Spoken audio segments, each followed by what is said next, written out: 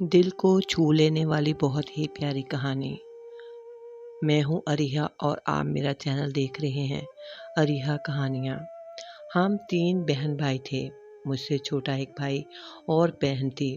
ابو دفتر میں ملازم تھے، گھر کا گزارا اچھا نہیں ہوتا تھا تو ضرورتیں زیادہ تھیں اور امی نے لوگوں کے کپڑے سینا شروع کر دیے۔ میں نے کالج میں اس نیت سے داخلہ لیا تھا کہ تعلیم مکمل کرنے کے بعد ماں باپ کا سہارا بنوں گی۔ میں اپنے بھائی کے ساتھ کالج جایا کرتی تھی۔ بھائی جو کہ خود بھی اسکول جاتا تھا، اس لیے وہ میری پوری ڈیوٹی نہیں دے سکتا تھا، چھوڑ کر آنا اور پھر لے کر آنا۔ اس لیے میں اکیلے ہی کالج جانا شروع ہو گئی اور واپس بھی آ جایا کرتی تھی اور میں اکیلے ہی آنے جانے لگی۔ میرے محلے کی کوئی ایسی دوست بھی نہیں تھی جو اس کے ساتھ میں آ جا سکتی۔ میں اکیلی تھی تو ایک دن ایک لڑکا میرے پیچھے لگ گیا۔ کچھ دن گزرے، پھر ایک دن مجھے محسوس ہوا کہ وہ تو روز ہی میرے پیچھے آتا ہے۔ وہ دکھنے میں تو کافی اسمارٹ تھا اور کسی امیر گھرانے کا لگتا تھا۔ میں گھبرا گئی کہ اس سے پوچھوں کہ کون ہے اور کیا چاہتا ہے، لیکن ہمت نہ ہوئی۔ وہ کالج تک آنے لگا اور قریب سے گزرتے ہوئے کچھ نہ کچھ کہہ جاتا۔ مجھے غصہ تو آتا، مگر نہ جانے کیوں ناراض ہونے کو دل ہی نہیں چاہتا تھا، یا شاید میں بزدل بھی تھی اور عمر بھی بالی تھی۔ دل میں اس کے لیے بہت سے خیالات آنے لگے۔ اب تو وہ میرے خوابوں میں بھی آنے لگا تھا۔ شاید میں اسے دل میں بہت چاہنے لگ گئی تھی۔ ایک دن بادل چھائے ہوئے تھے۔ کالج سے آتے ہوئے اچانک بارش شروع ہو گئی۔ گھر کافی دور تھا اور اس بارش میں پیدل جانا ممکن نہ تھا۔ میں سڑک کنارے کھڑی سوچ ہی رہی تھی کہ کیا کروں کہ پیچھے سے آواز آئی کہ محترمہ، آج تو بارش ہے، میری گاڑی حاضر ہے، آپ کو گھر چھوڑ کر آ سکتا ہوں۔ میں نے مڑ کر دیکھا تو وہی لڑکا تھا۔ اسے دیکھ کر میں گھبرا گئی، لیکن بارش میں بھیگا ہوا وہ اچھا لگ رہا تھا۔ اس کے لہجے میں نرمی اور منت تھی۔ میں نہ جانے کیسے اس کے پیچھے چل پڑی اور گاڑی میں بیٹھ گئی۔ اس نے اپنا نام ناظم بتایا اور چند شائستہ باتیں کی۔ مجھ پر اس کا اچھا تاثر پڑا۔ جب میں اپنے گھر کے سامنے اتری تو اس نے دوبارہ ملاقات کا مجھ سے وعدہ لے لیا۔ اس کے بعد تو ہماری کبھی کبھار ملاقات ہو جایا کرتی تھی اور اکثر خط و کتابت ہونے لگی۔ میں گھر والوں سے چھپ کر اس سے ملتی رہی۔ وہ میرے دل میں بس چکا تھا۔ اس کی محبت میں اتنی کھو گئی کہ نہ گھر کا ہوش رہا، نہ پڑھائی کی فکر۔ میں اب ماں باپ سے بھی زیادہ بات نہ کرتی تھی۔ وہ پریشان تھے کہ مجھے کیا ہو گیا ہے، کیونکہ میں اکثر دیر سے گھر آتی تھی۔ امی پوچھتی تو میں کہہ دیتی کہ سہیلی کے گھر گئی تھی یا پریکٹیکل کے نوٹس مکمل کرنے تھے۔ یوں میں بہانے سے گھنٹوں اس کے ساتھ باہر گھومتی رہتی تھی۔ وہ جہاں لے جاتا میں چلی جاتی۔ اس نے مجھ سے بڑے وعدے کیے، کہتا تھا کہ اگر تم مجھ سے شادی نہ کی اور اگر تم نے انکار کر دیا تو میں مر جاؤں گا، اور میں شرما کر چپ ہو جاتی۔ اس کی باتوں اور وعدوں نے مجھے اس پر مکمل یقین دلا دیا تھا۔ میں جذبات میں اتنی اندھی ہو چکی تھی کہ خود کو بھی بھول گئی تھی کہ میں کون ہوں اور کس گھرانے سے تعلق رکھتی ہوں۔ ایک دن وہ مجھ سے کہنے لگا، نوشی، کیا تم مجھ پہ اعتبار کرتی ہو؟ میں نے جواب دیا، اگر نہ ہوتا تو تم سے محبت کیوں کرتی؟ میرے اس جملے پر وہ ہنس پڑا اور کہا کہ اچھا، آج آزماتا ہوں۔ پھر بولا، تم آج رات مجھے فلاں مکان میں ملو۔ میں نے وعدہ تو کر لیا، مگر دل ہی دل میں سوچتی رہی کہ گھر والوں سے کیا کہوں گی۔ جب گھر پہنچی تو نہ کچھ کھایا نہ پیا۔ امی نے پوچھا تو میں نے کہہ دیا کہ سر میں درد ہے۔ شام کو اٹھی، منہ ہاتھ دھویا اور تیار ہو گئی۔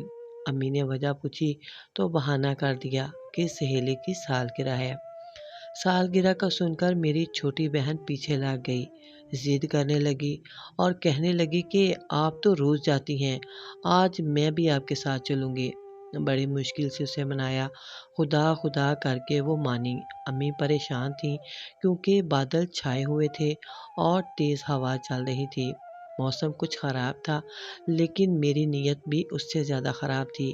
وہ ابو سے بھی ڈرتی تھی۔ میں اپنے محبوب کے خیالوں میں گم تھی۔ ماں کی فکر مجھے محسوس تھی اور ابو کا خوف بھی، مگر ان کے آنے سے پہلے میں گھر سے نکل گئی۔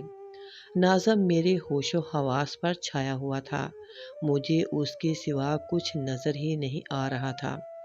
جب میں ناظم کے گھر پہنچی تو وہاں عجیب منظر تھا۔ ناظم کے علاوہ اس کے چند دوست بھی اس کے پاس بیٹھے ہوئے تھے۔ میں خاموشی سے ایک طرف بیٹھ گئی۔ میں نے ان لوگوں کی باتوں پر دھیان نہیں دیا۔ ناظم سمجھ گیا کہ مجھے اس کے دوستوں کے سامنے بیٹھنا ناگوار گزرا ہے۔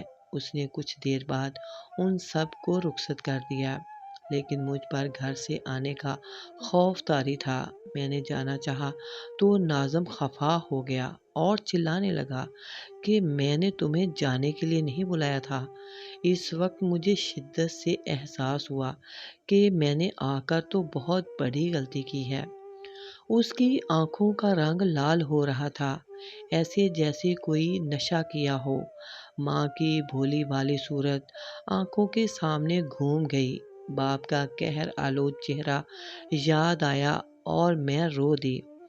ناظم میرے رونے پر نرم پڑ گیا اور کہنے لگا، 2 گھنٹے تو بیٹھو، میں خود چھوڑ آؤں گا تمہیں۔ پھر وہ مجھے اپنے بیڈ روم میں لے گیا اور مجھ سے شادی کی باتیں چھیڑنے لگا اور کہنے لگا، جو لوگ محبت کرتے ہیں نا، ان کی شادی تو آسمان پر ہی ہو جاتی ہے۔ جب وہ ملتے ہیں تو وہی ان کی شادی کا لمحہ ہوتا ہے۔ مجھے اس کے ارادے ٹھیک نہیں لگ رہے تھے۔ میں سمجھ گئی کہ وہ کیا چاہتا ہے، لیکن اب میں بند پنجرے کی ایک بے بس چڑیا کی مانند تھی۔ جب تک وہ دروازہ نہ کھولے گا میں آزاد نہ ہو سکتی تھی۔ میں دل ہی دل میں بہت گھبرا گئی اور اپنے آپ کو کوسنے لگی اور رونے لگی۔ تو ناظم نے کہا، کیا ہو گیا ہے؟ میں کوئی پرایا تو نہیں، تمہارا پیار ہوں اور تمہیں دل سے چاہتا ہوں۔ پھر اس نے مجھے اپنی باتوں میں لا کر وہ سب کچھ کر ڈالا۔ میں بہت چیخی چلائی لیکن بے سود۔ وہ اپنے حواس میں نہیں تھا اور وہ سب کر ڈالا۔ اب کچھ لکھنا بے سود ہوگا۔ اس نے مجھے اس وقت چھوڑا جب میں محبت کے نام پر لٹ چکی تھی، ٹوٹ چکی تھی۔ روتی ہوئی میں گھر پہنچی۔ میری حالت بہت بری تھی، قدم لڑکھڑا رہے تھے۔ رات کے 11 بج چکے تھے۔ گھر کے تصور سے دل گھبرا رہا تھا۔ جب پہنچی تو دیکھا کہ ابو دروازے کے پاس بپھرے شیر کی طرح ٹہل رہے تھے۔ ان کا چہرہ دیکھ کر میری تو جان ہی نکل گئی۔ جیسے ہی دروازے کی دہلیز پر قدم رکھا، ابو نے مجھے روک لیا اور گرج کر پوچھا، سچ سچ بتاؤ کہاں گئی تھی، ورنہ جان سے مار دوں گا۔ میں خوف سے تھر تھر کانپنے لگی، مگر ان کے تیور ایسے تھے کہ اگر جھوٹ بولتی تو شاید واقعی وہ مجھے جان سے مار دیتے۔ میں نے ڈرتے ڈرتے ناظم کا نام لے دیا۔ باپ نے اسی وقت مجھے ساتھ لیا اور ناظم کے گھر لے آئے۔ انہوں نے مجھے اس کے حوالے کر دیا اور کہا، لڑکی کو رکھو، یہ اب میرے لیے مر چکی ہے، صبح نکاح کا انتظام کر لینا، میں آ کر باپ کا فرض ادا کر دوں گا۔ ناظم کو اس بات کی ہرگز توقع نہ تھی اور میں خود بھی حیران تھی کہ میرے باپ نے مارنے پیٹنے یا بات چیت کرنے کے بجائے مجھے اس کے حوالے کر دیا۔ میں روئے جا رہی تھی۔ ناظم نے مجھے چپ کرایا اور کہا کہ فکر نہ کرو، یہ سب بہتر ہو گیا ہے، کیونکہ تمہارے باپ سے رشتہ لینا کوئی آسان کام نہیں تھا۔ سب کچھ خود بخود ہو گیا۔ اب رات آرام سے گزارو، صبح 4 دوستوں کو بلاتا ہوں اور قاضی کا بندوبست کرتا ہوں اور تمہارا نکاح ہو جائے گا۔ لیکن نکاح یہاں نہیں، کسی دوست کے گھر پر کرنا ہوگا، کیونکہ کل میرے گھر والے بھی آ رہے ہیں اور میں میرے والدین شاید اس رشتے پر راضی نہ ہو، میں تو راضی ہوں کیونکہ میری منگنی چچا کی بیٹی سے ہو چکی ہے۔ میں نے یقین کر لیا کیونکہ میں اسے پیار کرتی تھی اور اس میں اندھی ہو چکی تھی۔ صبح سویرے وہ مجھے اپنے دوست کے خالی مکان پر لے گیا۔ شام تک میں نکاح کی رسم اور والد صاحب کے آنے کا انتظار کرتی رہی، مگر کوئی نہ آیا۔ رات کو ناظم واپس آیا اور بولا کہ تمہارے والد نے آنے سے انکار کر دیا ہے۔ وہ کہتے ہیں کہ نکاح میرے گھر پر ہو اور میرے گھر والے بھی شامل ہوں، لیکن یہ ناممکن ہے۔ اس لیے اس نے کہا کہ 2 دن کی مہلت لے رہا ہوں، پشاور چلتے ہیں۔ والدین کو منانے کی کوشش کرتا ہوں۔ میں بے خبر اس کے ساتھ چلی گئی۔ وہاں اس نے مجھے ایک بوڑھی سی عورت کے گھر پر ٹھہرا دیا جسے جسے وہ اپنی رشتہ دار بتاتا تھا۔ جب تک اس کے پاس رہی وہ دن اور رات مجھے استعمال کرتا رہا۔ میں وہاں 2 سال رہی۔ جب ناظم سے پوچھتی کہ نکاح کا کیا ہوا تو وہ بات ٹال جاتا، کہتا تم میرے پاس ہو اور میری بیوی ہو، سمجھو نکاح ہو چکا ہے۔ حالانکہ مجھے اتنی سمجھ تھی کہ یہ نکاح نہیں ہے، میں اس کے ساتھ ایک ناجائز رشتے کے ساتھ رہ رہی ہوں۔ میاں بیوی والا تعلق تو روز ہی بنتا تھا، لیکن میں اس کی بیوی نہ بن سکی۔ ان 2 سال میں میرے 2 بچے بھی ہو گئے، ایک بیٹا اور ایک بیٹی۔ میں نے بھی حالات سے سمجھوتا کر لیا۔ باپ نے میری بھول کی مجھے اتنی بڑی سزا دی، مگر ناظم میرا محبوب تھا جو مجھے مل گیا تھا۔ اس نے مجھے کوئی تکلیف تو دی نہیں تھی، لیکن 2 بچوں میں ہر دکھ بھول کر جوں توں زندگی گزار رہی تھی۔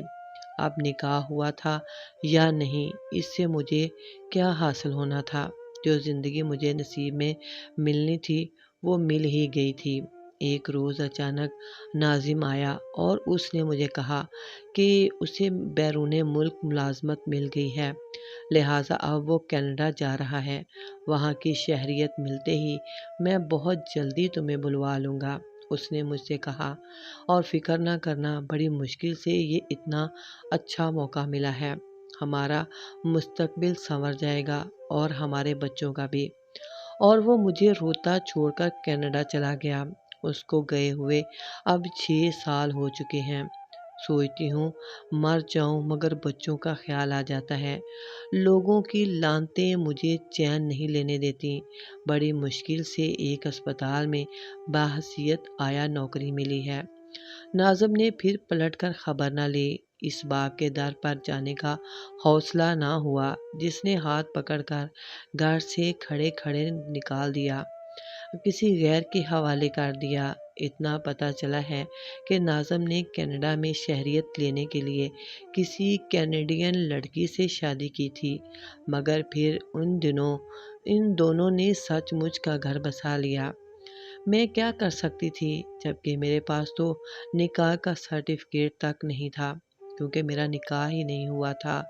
ماضی کو بھولنا چاہتی ہوں، ماضی کی یادیں ڈھستی ہیں۔ جب کسی لڑکی کو محبت کرتے دیکھتی ہوں تو سوچتی ہوں ان کا بھی میرے جیسا انجام نہ ہو، اور کسی دن یہ بھی لڑکوں کے اس محبت بھرے جھوٹے کھیل میں آ کر اپنی عزت آبرو نہ گنوا دیں۔ میری ان سب لڑکیوں سے ہاتھ جوڑ کر ونتی ہے کہ محبت کے سفر میں اتنا آگے نہ نکل جائیں کہ واپسی پر آپ کو راستہ ہی نظر نہ آئے، کیونکہ پیار کے نام پر ڈسنے والے تو بہت ہیں، لیکن عزت اور اپنا نام دینے والے بہت کم۔ کہانی اچھی لگی ہو تو پلیز میرے چینل کو لائک کریں، سبسکرائب کریں اور بیل کے آئیکن کو آل پر پریس کر دیں۔